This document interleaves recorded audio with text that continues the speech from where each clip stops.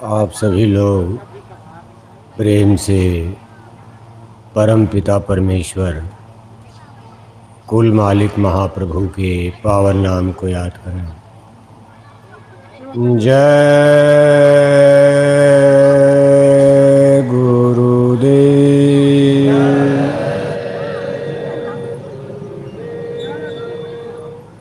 जय गुरुदेव नाम की धर्म और अध्यात्म का सार्वभौमिक शाश्वत सनातन संदेश होने जा रहा, जिसकी आज हम सभी इंसानों को सुनने, समझने, जानने और मानने की बहुत बड़ी आवश्यकता। किसी भी चीज़ के बारे में,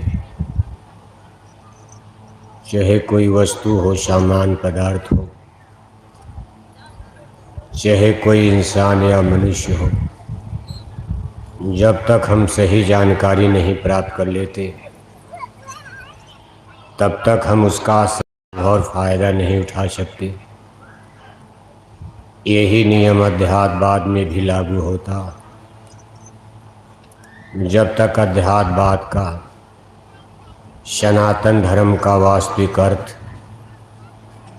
इसका सही ज्ञान और बोध हमको आपको न प्राप्त हो जाए, तब तक धर्म और अध्यात्म का सही लाभ, इसका सही फायदा हम आप नहीं प्राप्त कर सकते।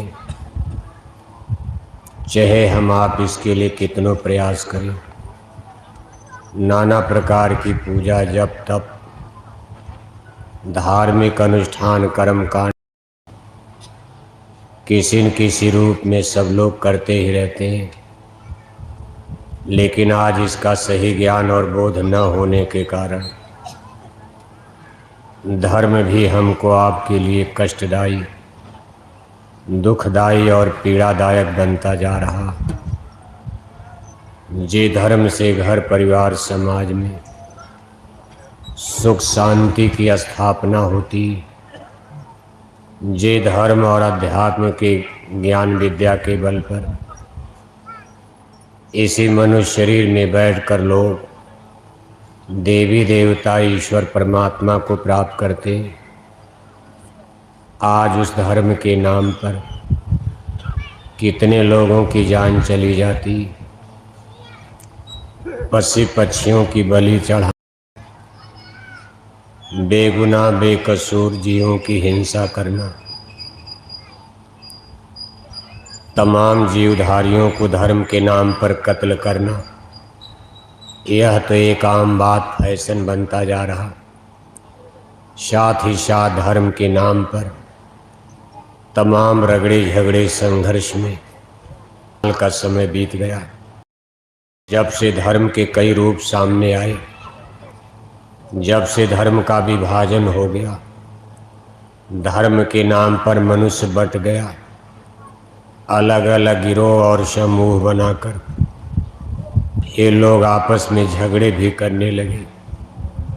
कहीं हिंदू मुसलमान के नाम पर, कहीं हिंदू और सिख के नाम पर, कहीं मुसलमान और ईसाई के नाम पर, कहीं सिख और हिंदू के नाम पर, कहीं ईसाई और यहूदी के नाम पर। अब तक का इतिहास बताता कि करोड़ों करोड़ों लोग, जब से तमाम धर्मों की स्थापना हुई है, मौत के घाट उतारे जा चुके, और इसमें ऐसे ऐसे लोग मारे गए जिनकी कोई गलती और कसूर नहीं था। छोटे छोटे बच्चों को भी धर्म के नाम पर मौत के घाट उतार दिया गया। अब प्रश्न ये उठता है, क्या धर्म का यही रूप होता, जो धर्म हम आप सुख शांति आनंद की स्थापना के लिए, धर्म पर हम आप चलने की कोशिश करते, जो धर्म हमको आपको सहारा देता, हर दुख तकलीफ में हमारी मदद करता, हमारे अशांत और चंचल मन को जो धर्म और अध्यात्म सुकून शांति प्रदान करता, ये कहाँ तक जायज़ और नाजायज़ है। बात बिल्कुल स्पष्ट है कि हम आप धर्म के नाम पर भटक चुके। आज हम धरती के इंसान और मनुष्य, चाहे भारत में हो, चाहे नेपाल में, चाहे चीन, अमेरिका, जर्मनी, जापान में, आज धर्म का शाश्वत सनातन स्वरूप किसी की समझ में नहीं आ रहा। ऐसे कठिन विकराल समय में हमारे परम पूज्य स्वामी जी भारत की पावन धरती पर एक छोटे से गांव में उनका जन्म हुआ अवतार लिए 10 जुलाई 1952 से उन्होंने धर्म और अध्यात्म का सनातन शाश्वत स्वरूप लोगों को समझाने बताने का प्रयास कर दिया। लगातार 60 वर्ष तक गुरु महाराज ने अथक प्रयास परिश्रम करके जंगल पहाड़ों की कठिन यात्रा करते हुए, कितने संघर्ष रगड़े झगड़े झेलते हुए, कितने कष्ट और क्लेश उठाकर अपनी आध्यात्मिक पाठशाला सत्संग में बैठाकर हम भोले भटके मानव आत्माओं को इसका ज्ञान और बोध कराने का प्रयास किए। और उनकी ये 60 बरस की मेहनत बेकार नहीं गई, निश्चय ही इसका लाभ भी मिला। आज भारतवर्ष ही नहीं, आज आपके नेपाल में लाखों लाख की संख्या में भाई बहन, औरत मर्द, बच्चे बच्चियां धर्म के सच्चे स्वरूप को समझ गए, जान गए।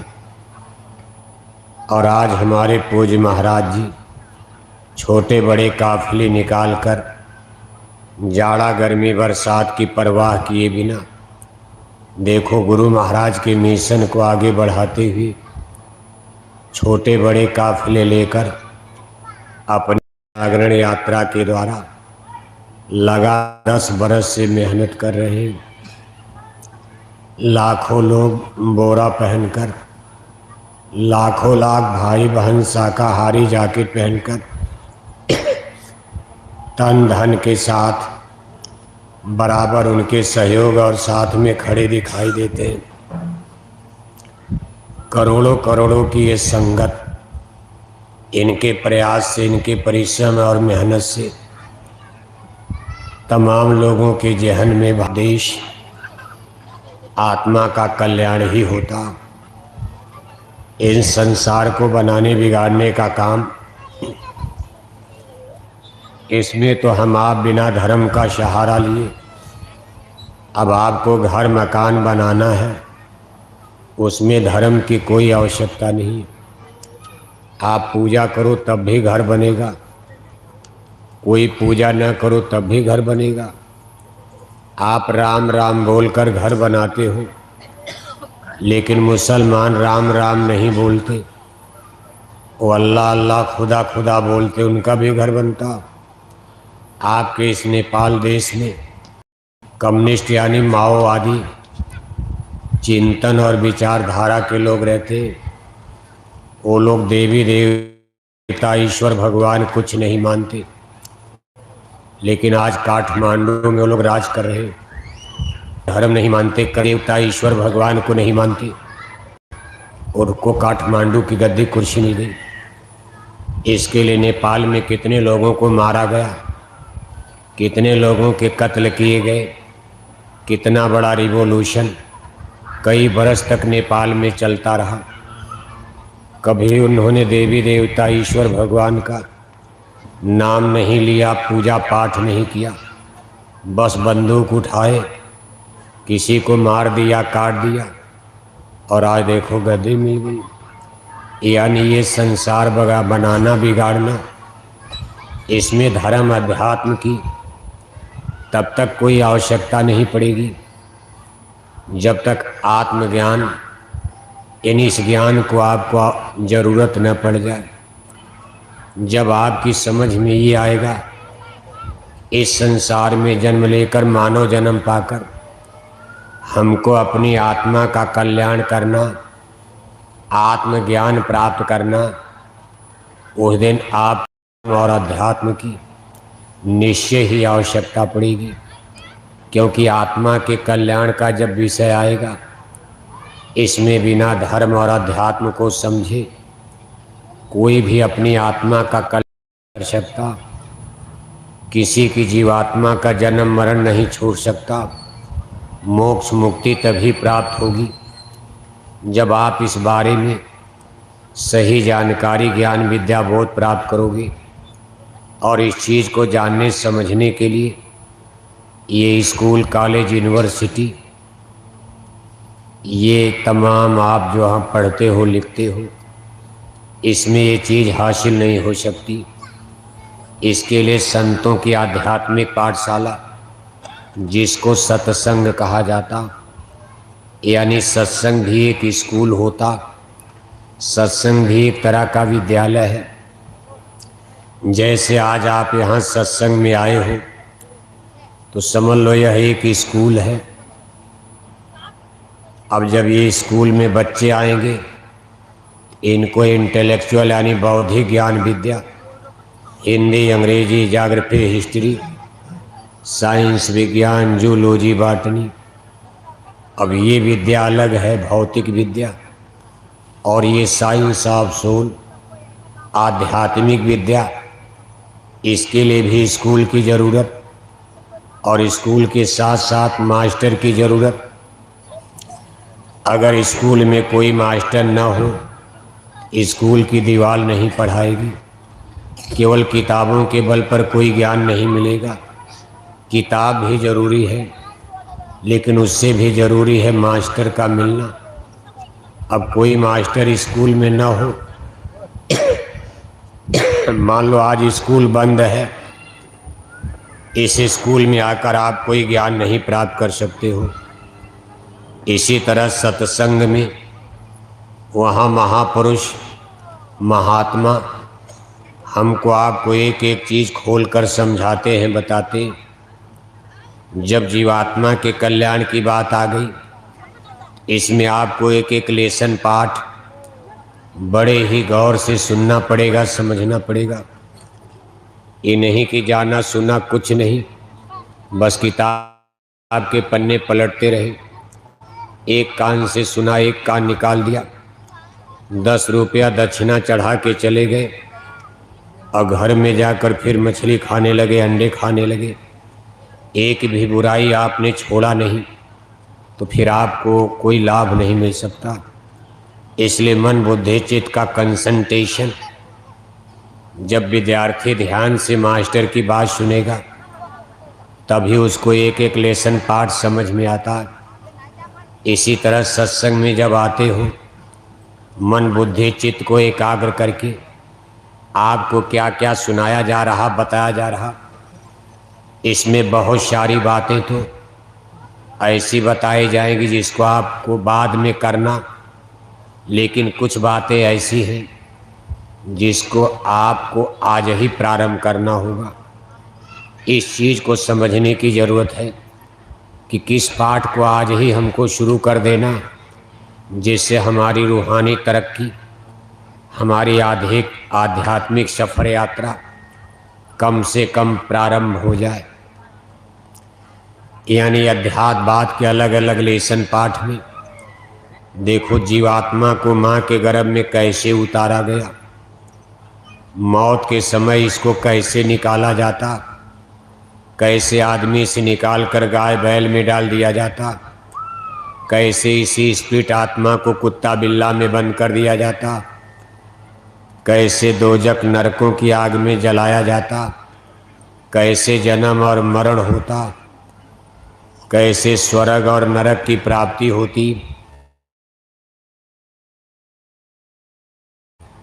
कैसे था, और फिर कैसे अमर देश सतलोक में पहुंचकर ये आत्मा के बंधनों से मुक्त हो जाती। अब इसमें कौन चीज़ की मदद लेनी, क्या क्या आपको तैयारी करनी पड़ेगी। अब इतना आसान काम तो है नहीं। दुनिया में एक घर मकान बनाते हो, सारी उम्र ज़िंदगी बीत जाती है, कोठी बनाते बनाते ज़िंदगी बीत गई।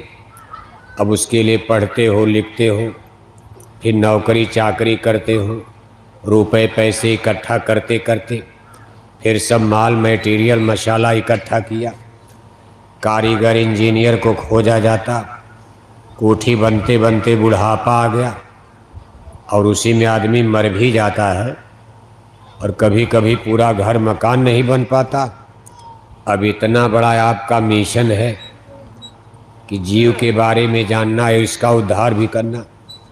केवल जीवात्मा के बारे में जानना नहीं, बल्कि आपको ये प्रयोग करके अपनी आत्मा को जन्म मरण के बंधन से मुक्त कराना। इतने बड़े मिशन को लेकर अब इस मनुष्य शरीर में आपको आगे चलना, परमार्थ के राहगीर को, परमार्थ के राही को, यानी इस अपनी संसारी यात्रा के साथ साथ अब यह है कि ये भी काम आपको एक तो शरीर रक्षा का भी करना, जो सब लोग करते, अपने बाल बच्चों के लिए घोंसला बना देती, मुंह में दाने लाकर बाल बच्चों को खिला पिलाकर जब तक ओढ़ने लायक नहीं हो जाते हैं चिड़िया भी पालन पोषण करती। ये तो हमारी आपकी लौकिक परंपरा में, लौकिक जीवन में इतना काम तो आपको करना ही है। अब इसका ये मतलब नहीं कि जब आपने अध्यात्मवाद की मंजिल पर चलने लगे तो आपको लौकिक क्रिया को छोड़ देना पड़ेगा, ऐसा नहीं है। भाई शरीर रक्षा तो करनी पड़ेगी, लेकिन अब आपके जिम्मे दो काम हो जाएगा।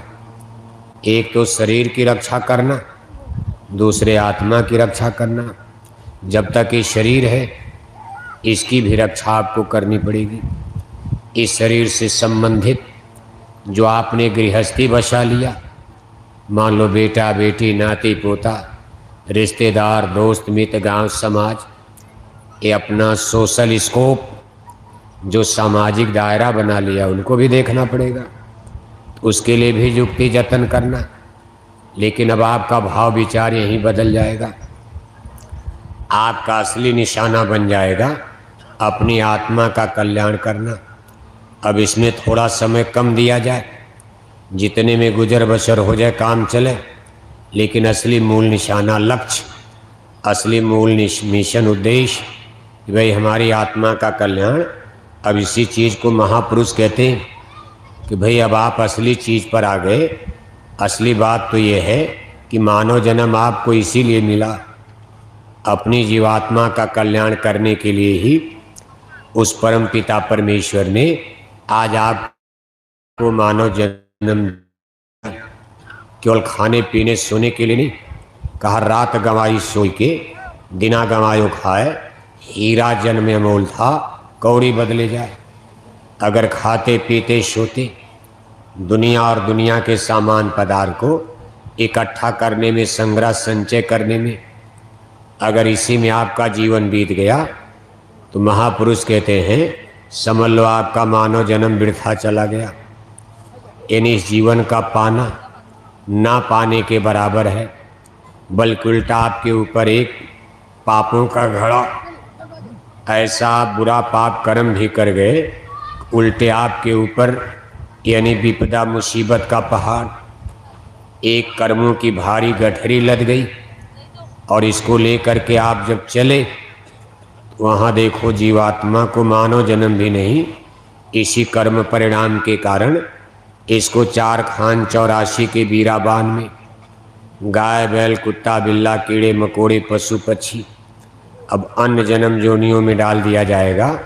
क्योंकि परमात्मा नाराज होते कि मानव जन्म पाकर जब जानवर का ही काम करना, उतने काम करना जितना पशु करता, इनको मानव जीवन देने की क्या जरूरत है।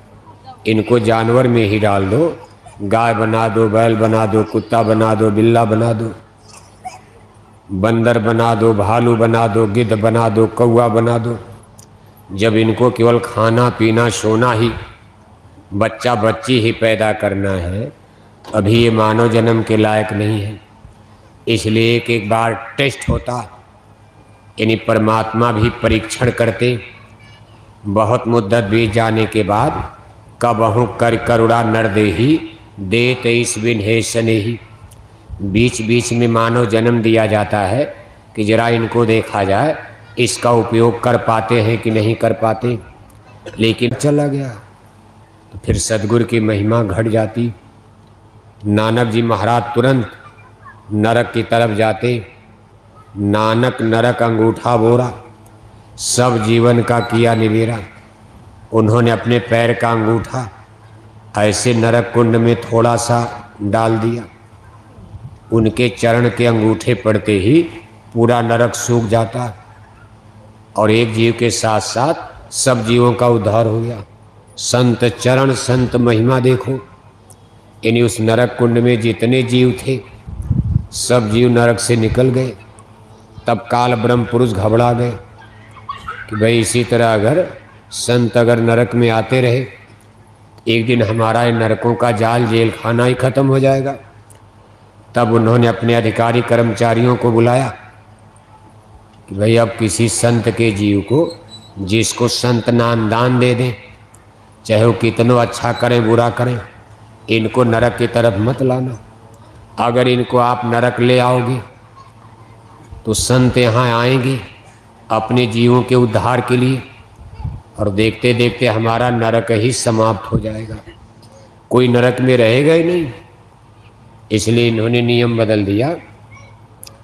अब कोई भी जीव जिसको कितनों दान करे, पुण्य करे, पूजा करे, तिलक लगाए, रामायण पढ़े, माफ़ी नहीं मिलेगी। अगर मानव जन्म पाकर मांस खाता, पशु पक्षियों के मांस का टुकड़ा खा लिया, तो इसकी सज़ा नरक में ही भोगनी पड़ती। कहा महाराज वही नियम तो इन पर भी लागू होना चाहिए। ये जो संतों के जीव हैं, जिनको संतों ने नामदान दे दिया, इसमें तमाम लोग गलती करते हैं, मांस खाते, शराब पीने लगते, बहन बेटियों के साथ दुर्व्यवहार करने लगते, सत्संगी बहन करते करते, और कभी कभी गड्ढमड्ढ कर जाते हैं, कभी चोरी भी कर लेते हैं, डाके भी डालने चले जाते, रुपए छीनने लगते, अनेक प्रकार के कुकर्म ये करने गिर जाते, सत्संग से बिल्कुल मुंह मोड़ लेते। इनके लिए क्या किया जाएगा? तब काल ब्रह्म पुरुष ने नियम बना दिया, और ये सब नियम देखो हाल में बनाए गए, कलयुग में बनाए गए उन्होंने। क्योंकि संत अवतार प्रगट रूप में कलयुग में ही प्रारंभ होता है। कहा सतयुग त्रेता द्वापर बीता, कोई न जानी शब्द की रीता। कलयुग में स्वामी दया विचारी, प्रगट करके शब्द पुकारी। अन्य युगों में दृष्टि योग साधना थी, जिसमें दोनों आँखों के बीच में यानी ज्योति का ध्यान, गोचरी क्रियाएं, प्राणायाम, कुंडलनी, जागरण, अष्टांग योग, वशिष्ठ जी का योग, विश्वामित्र का योग, पराशर ऋषि, श्रृंगी ऋषि। अब ये सब लोग देखो आँख बंद करके, वाल्मीकि जी, वशिष्ठ जी, विश्वामित्र, पराशर ऋषि, श्रृंगी ऋषि, गौतम ऋषि, सब ऋषि मुनियों का देखते हो आँख बंद करके ऐसे ध्यान में। आप किसी ऋषि मुनि को कान में उंगली डाल करके कहीं फोटो वोटो नहीं देखते होंगे। आज भी मंदिर में पुजारी लोग जाते हैं बस आँख बंद करके। थोड़ा सा मुसलमानों को ज़रूर आप देखते हो, वैसे कान में उंगली तो डालते, लेकिन वो सुनने की जगह सुनाने लगते हैं। अब उनको सुनना चाहिए, लेकिन वो भी नहीं जानते हैं भेद, तो कान में उंगली डाल अल्लाह अकबर, वो खुद ही चिल्लाने लगते हैं। यहाँ तो सुनने वाली भाई कान बंद करो तो सुनो आप। इन इस बेब साफ साउंड, आसमानी आवाज़, कलमा आए थे जो ब्रह्मांड में बाजे बज रहे हैं, इस आवाज़ को पकड़ो। ये शब्द जिस दिन प्रकट हो जाएगा, अब इसमें थोड़ी आसानी है, शब्द जो है टेढ़े मेढ़े कहीं जा सकता। अब ये दृष्टि योग साधना बहुत ले जाएगी आपको सूक्ष्म लोक जहाँ निरंजन पुरुष सहज दल कमल यानी व्यापक ब्रह्म निरंजन त्रिलोकीनाथ बैठे, उसके आगे कोई बड़ी मेहनत करेगा तो गगन मंडल त्रिकुटी, यानी जहाँ से मन की उत्पत्ति होती है, जहाँ से हमारे पीछे मन लगाया गया, यानी इस दृष्टि योग साधना के द्वारा प्रकाश की किरणों को पकड़ करके, प्रकाश में इससे ज़्यादा ताकत ही नहीं, यानी ये प्रकाश की तरंग आपको गगन मंडल त्रिकुटी तक ले जाएगी। इसको योगेश्वर पद कहा जाता। यहाँ तक जो पहुँच जाते हैं उनको योगेश्वर पुरुष कहा जाता, और सूक्ष्म लोक तक जो पहुँच जाते हैं उनको योगी पुरुष कहा जाता। अब इसके आगे बड़ी बड़ी शून्य आती। शून्य आगे महाशून्य मैदाना। शून्य का मतलब होता है ऐसा नहीं बिल्कुल अंधेरा, लेकिन जैसे प्रकाश तो है लेकिन मामूली कोहरा छाया, जैसे शीत पड़ती, कोहरे पड़ रहे हैं और सामने नजर नहीं आता, ऐसा नहीं कि अंधेरा। इसलिए उसको अंधकूप जगह बताया जाता।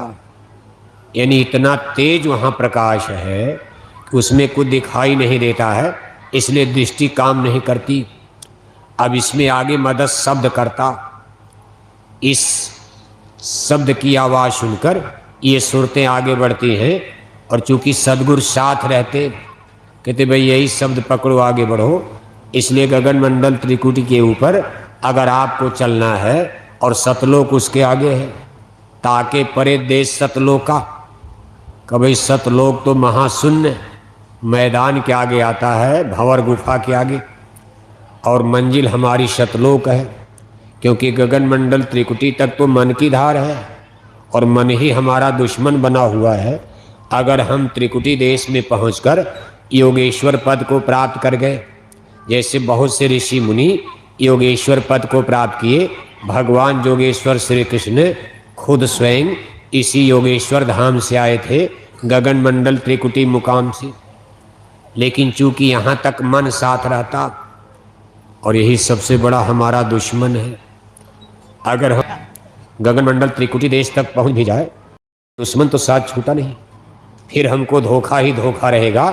क्या गए व्यास वशिष्ठ ठगे जग डगमाही, वो भी रास्ते में ठग लिए गए, क्योंकि मन कोई मामूली चीज नहीं, यही मन तो सारे उत्पाद की जड़ है।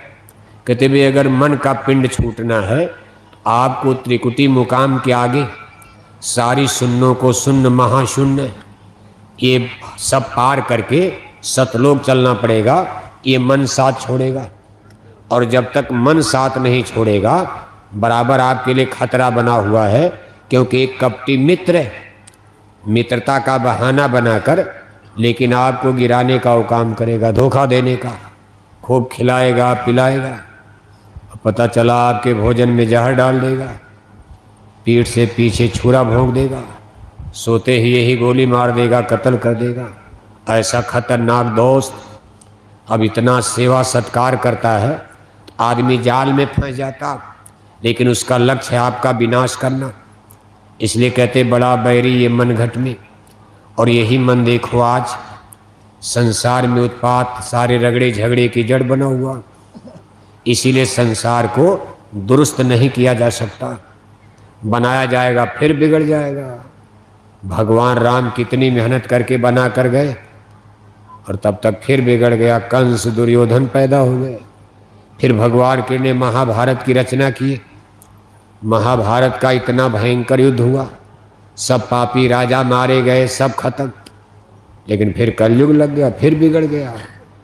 हमारे देश के नेता लीडर कितनी मेहनत करके देश आज़ाद कराए, अंग्रेज गए, और आज देखो फिर बिगड़ता जा रहा। नेपाल बिगड़ जाता है, कहीं भारत बिगड़ जाता है। उनके लड़के इंजीनियर बन गए, कोई न कोई सहारा बन गया, हिले रोजी, कोई न कोई मिल गया, मददगार बन जाता। सृष्टि को कोई और चला रहा है, हम आप तो कठपुतली हैं। जैसे मदारी बंदर को नचाता, जैसे बिजली के द्वारा सिस्टम से कोई पर्दे के पीछे से बटन दबाकर कठपुतली को नचाता, ऐसे हम आप कठपुतली हैं, कोई हमको आपको नचाता रहता। करें करावें भंजे सोई, उमा राम गत लखन कोई। और वो कैसे नचाता है, हमारे अंदर उनकी शक्ति मन के रूप में विराजमान है। बस वहीं से बटन दबाते रहते हैं, और जैसे जैसे मन करता है वैसे वैसे हमारा शरीर, हमारी बुद्धि, हमारा चित्त सब हिलता डुलता रहता। सारा खेल इसी मन ने बिगाड़ा, और उनका उद्देश्य है कि यहाँ जीव को बुरे पाप कर्म करा के फंसाया जाए। एक ही उनके पास हथियार है, कर्म प्रधान विश्व रच राखा। अगर आप अच्छे कर्म करने लगोगे, पुण्य कर्म करने लगोगे, भजन में लगोगे, तब तो निकल जाओगे। इसलिए वो चाहते हैं भाई मन को वो ऐसे डोरी हिलाते रहते हैं मन को कि भाई इनके अंदर ऐसी स्थिति पैदा करो कि अच्छा काम कर ही न पावे। कोशिश करो इनका सत्संग छूट जाए, इस सत्संग में न जाने पाए, रास्ते में इनकी गाड़ी पंचर करवा दो, मोटरसाइकिल का एक्सीडेंट करवा दो, रास्ते में फ़ोन करवाओ कि बच्ची बीमार हो गई जल्दी लौट जाओ। बेचारे चले सत्संग में, तब तक घर से फ़ोन आ गया कि बच्ची को बीमार हो गई, चलो लौट आओ जल्दी। बीच रास्ते से लौट गए। कयावत सरत कठिनाई, राम कृपा बिनाए न जाई। इन अच्छे काम में ये मन लगने ही नहीं देता। इस मन का कितना बड़ा प्रताप देखो। एक दृष्टांत आता, एक महात्मा जी सुबह सुबह का समय ऐसे सड़क मार्ग से जा रहे थे, आगे एक मंडी बाजार पड़ी, सुबह सुबह का समय था। उन्होंने मंजन दातौन किया, एक हलवाई की दुकान आई, उस पर गरम गरम जलेबी बन रही थी। महात्मा जी ने कुछ पैसा दिया हलवाई को, वे चलो जलेबी लेकर नाश्ता कर लिया जाए। अब वहीं चौकी पर बैठकर और गरम गरम जलेबी खा रहे और अपने मन में अब सोच रहे, महात्मा जी सोच रहे और अपने मन से कह रहे, हे मन, मैंने तेरी बड़ी महिमा सुनी, तेरे बस सुर नर मुन जोगी, कोई तेरा हुक्म न फेरा, मन रे मान बचन एक मेरा। मैंने तेरी महिमा सुनी है कि देवी देवता किन्नर यक्ष स्वर्ग वैकुंठ पर तेरा राज चलता, देवी देवता भी तेरे वशीभूत रहते, बड़े बड़े ऋषि मुनि। क्या बात, जो लोग योग करते हैं, तप करते हैं, उपासना करते, साधना, उनको भी तू नंगा नाच नचा देता है। यहाँ तक कि ब्रह्मा विष्णु शिव, उन पर भी तेरे और असर आ जाते। आज मैं चाहता हूँ कि तुम अपनी शक्ति हमको दिखा दो। तो मन ने कहा, महाराज ठीक है, ठहर जाइए, मैं अभी आपको दिखाता हूँ। अब महात्मा जी की कुछ साधना थी, मन से सब लोग बात कर पाएंगे, अब जिसकी साधना होगी वही तो बात करेगा। मन ने कहा, ठहर जाइए, अभी मैं आपको अपनी शक्ति दिखाता हूँ कि मैं कितनी जल्दी क्या खेल कर सकता हूँ। अब देखो, तब तक हलवाई ने जब जलेबी तौली तो चीनी का शीरा, जलेबी का शीला हलवाई के अंगूठे में, अंगुली में लग गया। उसने ऐसे दीवार पर उसको पोंछा, रगड़ा, तो शीरा दीवार पर लग गया। तब तक एक मक्खी आई और बैठ करके उस चीनी के शीरे को लगी चाटने। अब वो तो अपने भोजन में, अब अपने भोजन में तो आदमी ध्यान भूल जाता, उसको तो रोटी सब्जी दाएं बाएं कोई देखता क्यों? बाबू साहब, बाबू साहब खाते तो कभी नहीं देखते, चाहे उसमें मक्खी गिर जाए, चाहे चीटा गिर जाए, चाहे आदमी हाल खाता है। भोजन करते समय कितने लोग तो इतने प्रेम से केवल दालें भात की तरफ देखते, दाएं बाएं कुछ देखते नहीं। कोई भी पशु हो, पक्षी हो, चिड़िया, अपना जब भोजन करते हैं तो उनका ध्यान सीधे निशाना भोजन की तरफ हो जाता। अब मक्खी का निशाना चीनी के शीरे की तरफ, दाएं बाएं नहीं देख रही। तब तक दीवार पर एक छिपकली थी, जब मक्खी उधर लगी है शीरा चाटने में, उसने निशाना लगाया और मक्खी को अपना भोजन बना लिया, उसको घोंट गई, निगल गई। अब जब छिपकली अपना भोजन मक्खी को बना रही थी, उसी समय उस दुकानदार की एक बड़ी सफ़ेद पालतू बिल्ली थी।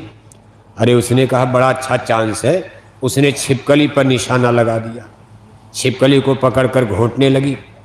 और जब बिल्ली छिपकली पर निशाना लगा रही थी तो गांव वाले कुछ गाहक वहाँ दुकान पर खड़े थे, उनके साथ में एक पालतू कुत्ता था। उसने जब देखा कि बिल्ली का ध्यान और छिपकली पर लगा है तो कुत्ते ने दौड़कर बिल्ली पर निशाना लगा दिया, बिल्ली को पकड़ के लगा काटने। बिल्ली के मुंह में छिपकली, छिपकली के मुंह में मक्खी और कुत्ते के मुंह में बिल्ली की टांग, और काटना शुरू किया। देखते देखते बिल्ली लहूलुहान हो गई और थोड़ी देर में तड़प तड़प के बिल्ली भी मर गई। अब दुकानदार को बड़ा गुस्सा आया, मेरी इतनी महंगी बिल्ली मैं खरीद कर लाया, सफ़ेद रंग की पालतू बिल्ली, इतने प्रेम से पाला पोसा, आज तुम्हारे कुत्ते ने मेरी बिल्ली को मार खाया। तो गांव वाले ग्राहक ने कहा कि भाई मेरा क्या दोष है? अरे मैंने तो कहा नहीं तू काट ले, अबे कुत्ता है काट लिया। कहा नहीं नहीं तुम्हारा दोष, दोनों में झगड़ा हो गया। अब देखो दुकानदार में और ग्राहक में झगड़ा भिड़ंत हो गई, और तब तक दोनों में गाली गलौज लाठी डंडे चल गए। तब तक बाजार वाले इकट्ठा हो गए, तो बाजार वालों ने दुकानदार का साथ दिया और गांव वाले गांव वालों का साथ, दोनों की गोल बन गई। अरे तो गोल बनी जाएगी, और इतने लाठी डंडे तो एक लोगों का सर फूट गया। तब तक किसी ने थाने में खबर दिया, पुलिस स्टेशन, तुरंत सिपाही आ जाते हैं। दो चार और लोग तो भगे, लेकिन जो लोग मौके पर मिल गए पकड़ लिए गए। दो चार इधर पकड़े गए, दो चार उधर पकड़े गए। अब जो लोग घायल होकर गिरे तो पकड़ लिए गए, दो एक और पकड़ लिए गए। तब तक एक सिपाही की निगाह चौकी पर बैठे साधु की तरफ गई, तो सिपाही ने कहा इस साधु को भी पकड़ो और इसको भी थाने ले चलो, इसी से गवाही ली जाएगी, क्योंकि चौकी पर बैठे बैठे सब तमाशा देख रहा है, ये सही सही बताएगा कि इसमें असली माजरा गलती किसकी है। जब सिपाही ने साधु को पकड़ा, कहा चलो थाने चलना, तो साधु बेचारे घबराने लगे। तब साधु ने अपने मन से कहा अरे मन हमको तो छोड़ दे, इतने लोगों को तो फंसा दिया जाल में, हमको तो माफ़ कर। तब एक सिपाही को दया आ गई, उसने कहा अरे भाई साधु बेचारे कोई तो बहता पानी रमता जोगी, इसको लेकर क्या करोगे, छोड़ो इसको। अरे गांव वाले बहुत हैं, इन्हें पकड़ के ले चलो, इनसे गवाही ली जाएगी। अब साधु बेचारे छूट गए और जोर से वहाँ से भगे, और जाकर रास्ते में कहने लगे हे मन, आज तेरी महिमा मैंने जान लिया, तू तो एक सेकंड में भी युद्ध करवा देगा। एक परमाणु बम अगर पुतिन साहब छोड़ दे, तब तक उधर अमेरिका छोड़ने लगेगा, और देखते देखते दुनिया जलकर भस्म। एक ही पुतिन साहब की बात है। आज देखो इतने दिन से रूस यूक्रेन का युद्ध चल रहा, अगर आज पुतिन साहब का मन बिगड़ जाए, मन उनकी खोपड़ी पर सवारी ले ले और उल्टा मिजाज आ जाए, एक परमाणु बम छोड़ दें, अमेरिका का राह हम भी तब छोड़ेंगे। फिर गुरु महाराज की वही बाणी कि राख बनेंगे महानगर तक, एटम के अंगारों से पत्ता पत्ता झुलस जाएगा, वैश्य युद्ध टंकारों से। मानव की क्या पेश चलेगी, अंबर तक फट जाएगा, इस धरती का सारा आंगन लाशों से पट जाएगा। महाशक्तियाँ दुनिया भर की मिट्टी में मिल जाएंगी, क्रूर विधर्मी मानव की तब अकल ठिकाने आएगी। अब ये सब खेल देखो मन का है। यहाँ मन का मतलब, अब जो मन मक्खी के अंदर, वही मन छिपकली के अंदर, सब अपना अपना जबान का लालच, जिह्वा स्वाद। वही मन बिल्ली के अंदर, वो भी अपने जबान का भोजन का स्वाद। वही मन कुतिया के अंदर, वो भी अपने भोजन का। वही मन दुकानदार के अंदर, वही मन गांव वालों के अंदर, वही मन सिपाही के अंदर। एक सिपाही का था इसको पकड़ो, दूसरे सिपाही का मन सुमन हो गया, अरे भाई नहीं इसको मत पकड़ो, छोड़ दो। साधु ने कहा मन तेरी शक्ति मैंने देख लिया, तू सारे संसार में जहाँ चाहे आग लगा दे। जो मन सास के अंदर, वही मन बहू के अंदर। चाहे BA में पास हो, चाहे डीलिट हो, चाहे PhD हो, लेकिन मन, जो मन सास के अंदर, वही मन बहू के अंदर। दोनों सत्संगी हो गई, लेकिन अभी मन तो है। आज सत्संगी हो गई तब भी झगड़ा। विचित्र खेल है। अब इस मन से पिंड कहाँ छूटेगा, कि भाई ये तो बड़ी लंबी मंजिल तक चलेगा। ये ऐसा हमारा साथी दुश्मन है, दोस्त भी बना और दुश्मन है तो दुश्मन, लेकिन काम दोस्त की तरह किया। और आज तक हम आप इसी भ्रम में रहे, कब तक, जब तक गुरु महाराज नहीं मिले। इसी मन के कहे हमने सारी कार्रवाई हर जन्म जोनी में करते रहे, और इसने हमको आपको फंसाया, गड्ढे में डालने की कोशिश किया। लेकिन जब गुरु महाराज मिल गए, तब उन्होंने बताया कि बड़ा बैरी ये मन घट में, इसी को जीतना कठिना, जिन्होंने मार मन डाला उन्हीं को शूरमा कहना। पढ़ो तुम इसी के पीछे, करे मत और कछ जतना। कहा तिलक टीका चंदन रामायण गीता पढ़ना लिखना, गंगा गोदावरी गंडक राप्ती में नहाना, मंदिर देवालय शिवालय में पूजा पाठ करना, रामायण गीता पढ़ना, कीर्तन मंडली बनाकर कीर्तन गाना, कथा प्रवचन सुनना। अरे कहा भाई ये सब काम बंद करो, पहला काम आपको क्या करना है, पढ़ो तुम इसी के पीछे। आपका लक्ष्य हो जाए कि हमको मन से युद्ध करना और इस युद्ध में हमको मन को पराजित करना, मन को हराना है, मारना है। ये मन हमारे पीछे हो जाए, हमारे स्पिरिट, हमारी सूरत आत्मा आगे हो जाए, यानी मन के ऊपर आत्मा गालिब हो जाए, आत्मा मुख्तार मुखिया बन जाए और मन जो है जूनियर बन जाए। अभी तो मन सीनियर है, आत्मा बेचारी चेरी बन गई और मन देखो राजा बादशाह मुखिया बन गया। इसी स्थिति को बदलनी है परमार्थ में। कहते भाई ये काम इतना आसान तो है नहीं।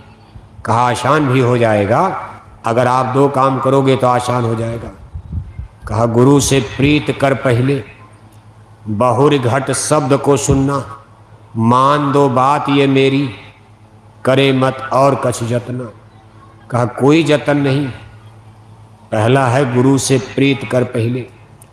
अब गुरु करेंगे तब तो प्रीत करेंगे, अब वो तो कंकड़ में, पत्थर में, गंगा में, जमुना में, आम जामुन पीपल के पेड़ में, मंदिर देवालय शिवालय में, पत्थर की मूर्ति उर्ति में गुरु तो किया ही नहीं है।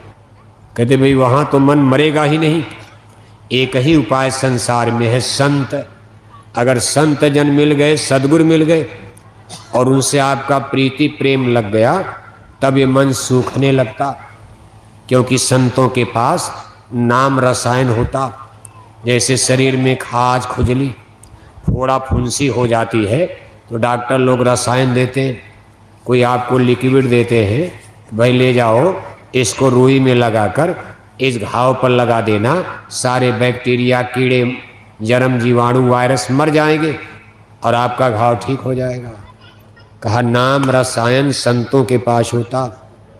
जब आपको सद्गुरु मिलेंगे और आप उनसे प्रेम करोगे, उनके द्वारा ये नाम रसायन जब आपके मन पर ये लगेगा, ये मन सूखने लगता, ये मन कमज़ोर होने लगता, मूर्छित होने लगता। बाकी इस मन के ट्रीटमेंट है, इस मन के इलाज के लिए इस भूमंडल पर, बल्कि यूँ कहा जाए स्वर्ग वैकुंठ, कहा कहीं कोई दवा नहीं है। स्वर्ग वैकुंठ में भी कोई इलाज नहीं। इस धरती की बात तो छोड़ो, स्वर्ग वैकुंठ में ब्रह्मा विष्णु शिव के देश में भी मन को कमज़ोर करने की, सुखाने की, जलाने की, मारने की कोई जुक्ति जतन उन लोगों के पास भी नहीं है। केवल संत जन। कहा गुरु से प्रीत कर पहले। बच्चा संतों के नज़दीक रहकर लोग सही लाभ नहीं ले पाते, दूर में रहकर जितना लाभ लोग ले लेते हैं, नज़दीक वाले धोखा खा जाते। कभी तो सेवा का अहंकार चढ़ जाता कि मुझसे बड़ा कोई सेवादार नहीं, मैं गुरु के बड़ा नज़दीक हूँ, गुरु महाराज हमको बहुत मानते, मुझसे बड़ा कोई नहीं, मुझसे बड़ा कोई नहीं। और उसी में जीव कभी कभी धोखा खा जाता। तमाम लोग, आप अपने जय गुरुदेव मिशन के इतिहास में बहुत से भाई बहन, मथुरा आप कितने दिन से जा रहे हो, और आपके गांव में तो देखो जहां हम लोग आए, हमारे भाई मेवालाल थारू जी, अभी तो कितने पुराने सत्संगी थे, हमारे बीच में नहीं रहे, लेकिन गुरु महाराज के ज़माने में पूरा जवानी उन्होंने टाट बोरा में गुजार दिया, फिर सारा जीवन संगत की सेवा में गुजार दिए, और मथुरा कितने दिन से जाते रहे, और हर चीज़ उन्होंने बहुत सत्संग सुना। बड़े अनुभवी पुरुष थे, अच्छा बुरा ऊंचा नीचा, सत्संग वचन की गहराइयों को खूब अच्छी तरह जानते थे, समझते थे। आज उनकी याद भी आती है और उनकी कमी भी महसूस होती, क्योंकि जब भी हम नेपाल आते थे और वो रहते थे तो पूरे नेपाल भर वो हमारे साथ चलते थे। लेकिन आज देखो उनकी अनुपस्थिति में हमको अकेले चलना पड़ रहा। हमारे कोठारी साहब बेचारे थोड़ी बहुत मदद तो कर रहे, लेकिन वो संगत के लिए कितने समर्पित थे। आज हम उनको धन्यवाद भी देते हैं और एक बार उनकी याद भी आ रही है। तो गुरु महाराज कहते थे, बच्चा देखो उस आश्रम पर रहते हुए कितने लोग दूर गिर गए, कोई आदमी चेहरा नजर आ रहा। उस जमाने के आप देखो, जिनको देख करके ऐसा लगता है बड़े ज्ञानी हैं, बड़े ध्यानी हैं, गुरु महाराज के बड़े नज़दीक हैं, बड़े ये हैं वो हैं, लेकिन आज आप देखो सब खंडहर हो गया। कोई कहीं गिरा, कोई कहीं गिरा, थी जगह न कोई जहाँ गिरा। आज कहाँ कहाँ चले गए लोग। कुछ तो शरीर छूट गई और कुछ लोग आज जिंदा भी हैं, लेकिन कहीं उनका संगत में अता पता नहीं चलता है। और गुरु महाराज के ज़माने में वो पहली कतार में खड़े होते थे। गुरु महाराज के दाएं बाएं आगे पीछे खड़े होने वाले, मंच पर रहने वाले, गुरु महाराज को भोजन कराने वाले, मालिश करने वाले, गुरु महाराज को नाश्ता देने वाले। आज लेकिन कुछ लोग जिंदा भी हैं, लेकिन आज उल्टी भाषा बोलते हैं। अपने भी भ्रम में गए, कितने को भ्रम में डाल दिया। कहने का मतलब ये सब देखो मन का ही खेल है। जब तक ये मन कहते भाई ये नज़दीक से मतलब नहीं, अंदर से आपका प्रेम प्रीति लग जाए डोर, ये मन मर जाएगा। गुरु से प्रीत का मतलब नज़दीक से नहीं। अब गुरु महाराज तो एक ही थे और संगत करोड़ों में है। अब सब लोग कहो सब मथुरे रहेंगे, तो मथुरा में इतनी जगह कहाँ है। सब लोग अपना घर बार छोड़कर कहो सब लोग मथुरे रहेंगे, अब हमारा गुरु से प्रेम हो गया, घर परिवार छोड़ देंगे। अब सब लोग मथुरा में डेरा डाल दोगे, रोटी कहाँ मिलेगी। और फिर सब लोग मथुरे में रहोगे, गुरु महाराज एक और सत्संगी करोड़, कितने लोग उनका भोजन बनाओगे। गुरु महाराज का एक ही आदमी बना देगा, मालिश एक ही आदमी कर देता था, नहलाना धुलाना बेड बिस्तर, 2-4 सेवादार बहुत। अब सब लोग वही सेवा करें, इतने लोग एक ही गुरु महाराज की सेवा लोग करेंगे। कहते भाई ये संगत अपने खून पसीने को बहाकर एक एक जीव को खड़ा करके सदगुरु जो संगत खड़ी करते हैं, ये गुरु की देह मानी गई। ये संगत सत्संग कहा समझ लो, ये गुरु की देह है। इस संगत की सेवा करना ये गुरु की सेवा में दाखिल हो जाता, और यही सेवा भाव हमको गुरु के प्रति प्यार पैदा करता। जैसे धीरे धीरे चलते फिरते मान लो पहली बार आपकी किसी से मुलाकात हुई, थोड़ी दोस्ती बढ़ गई, आपने उसको तुरंत एक कप चाय पिला दिया, काफ़ी पिला दिया। अगली बार फिर मिला, कुछ बढ़िया नाश्ता करा दिया, धीरे धीरे प्रेम बढ़ा। आप कहते भाई जरा एक बार हमारे घर चले आना है। अब कोई आपसे अर्चे परिचय नहीं, लेकिन ऐसे चलते फिरते ट्रेन में बस में देखते हो प्रेम बढ़ जाता। अभी जरा एक बार हमारे गांव आइए। गांव पर आ गया, खूब खिलाया पिलाया, पुआ पकवान, फिर धीरे धीरे दोस्ती बढ़ गई। अरे कभी आपका बच्चा हमारी बच्ची, हम चाहते रिश्ता हो जाए। अब देखो बेटा बेटी की शादी बिना अर्चे परिचय के, धीरे धीरे ऐसे लगाओ प्रेम प्रीति बढ़ जाती। यानी जहाँ आप कुछ करोगे वहाँ निश्चय आपका लगाव प्रेम बढ़ेगा। इसीलिए सेवाओं का भाव, तन की सेवा धन की सेवा। अब एक नए पैसे जहाँ नहीं लगाओगे उसमें आपका क्या मोह है। जहाँ आपकी कोई पूंजी लगी ही नहीं है, अगर वो चीज़ नष्ट हो जाए, खत्म हो जाए, आपको कोई दया माया आएगी, कोई रोओगे आप।